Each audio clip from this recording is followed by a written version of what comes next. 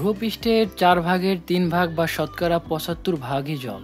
এর মধ্যে সুপেয় পানির ধারক এবং বাহক হিসাবে রয়েছে অসংখ্য হ্রদ, খাল, বিল এবং নদ নদী। বিস্ময়কর ব্যাপার হলো পৃথিবীতে বিদ্যমান মোট জলের শতকরা মাত্র 3 ভাগই এইসব জলাশয় সঞ্চিত রয়েছে।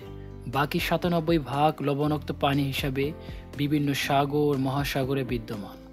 এই মহাসাগরগুলোর মধ্যে আটলান্টিক, প্রশান্ত এবং ভারত মহাসাগরের নাম বিশেষভাবে উল্লেখযোগ্য।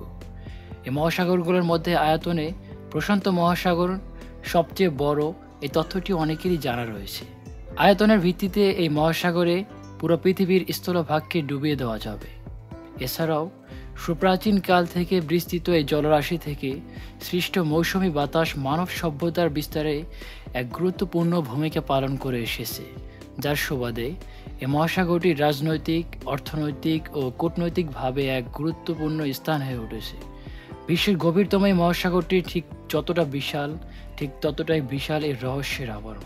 প্রায় 25,000 দ্বীপ সহ এর আয়তন 169.2 মিলিয়ন বর্গ কিলোমিটার, যা পৃথিবী পৃষ্ঠের প্রায় 32%।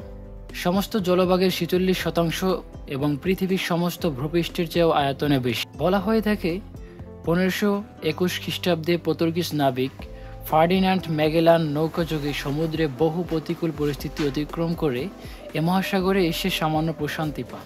তাই তিনি এই জলভাগের নাম রাখেন মার প্যাসিফিকো, যার অর্থ পর্তুগিজ এবং স্প্যানিশ উভয় ভাষাতেই প্রশান্ত মহাসাগর।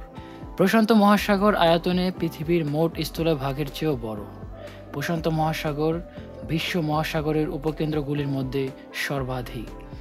এই মহাসাগরের উত্তরে উত্তর মহাসাগর থেকে দক্ষিণ মহাসাগর পর্যন্ত বিস্তৃত। অন্যদিকে এর পশ্চিমে রয়েছে এশিয়া ও অস্ট্রেলিয়া এবং পূর্ব সীমান্তে রয়েছে উত্তর আমেরিকা। এই মহাসাগর বিস্তৃতি বিশাল। এক কথায় বলতে গেলে এত বড় মহাসাগরের মধ্যে 5টি চাঁদকে অনায়াসেই ডুবিয়ে দেওয়া যাবে। সব মিলিয়ে থাকা পানির পরিমাণ প্রায় 71 কোটি ঘন কিলোমিটার বা 17 কোটি ঘন মাইল। এ মহাসাগরের পানির তাপমাত্রা মেরুর কাছাকাছি অঞ্চলে -1.4 ডিগ্রি সেলসিয়াস থেকে শুরু করে বিষুবীয় এলাকায় সর্বোচ্চ 30 ডিগ্রি সেলসিয়াস পর্যন্ত হতে পারে। তাপমাত্রার এই সাগরের পানির গুণগান বিভিন্ন স্থানে বিভিন্ন রকম হয়ে থাকে। প্রশান্ত মহাসাগরের গড় গভীরতা প্রায় 4 কিলোমিটার বা 4280 মিটার। তবে পৃথিবীর গভীরতম বিন্দুর 5টি বিন্দুই প্রশান্ত মহাসাগরে অবস্থিত। এত বড় মহাসাগরকে ঘিরে রয়েছে প্রায় অর্ধশত স্বাধীন দেশ। স্বাধীন দেশ ছাড়াও এতে রয়েছে প্রায় 25,000 দ্বীপপুঞ্জ।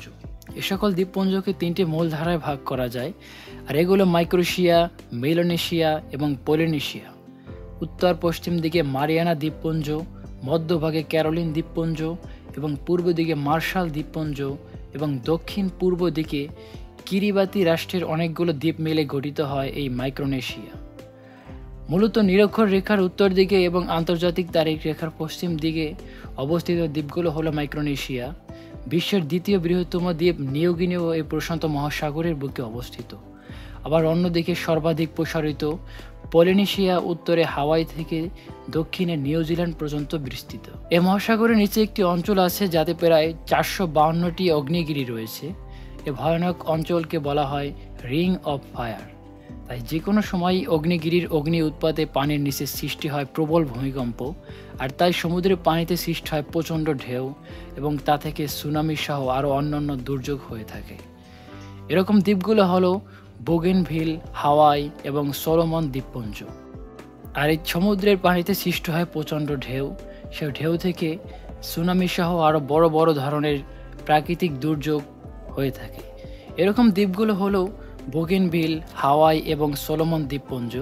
আবার প্রবাল প্রাচীরের মধ্যে সর্বাধিক নাটকীয় হলো অস্ট্রেলিয়ায় উত্তর পূর্ব দিকে বরাবর অবস্থিত গ্রেট ব্যারিয়ার রিফের প্রবাল প্রাচীরের সারি। বিস্ময়ের শেষ নেই এই মহাসাগরে।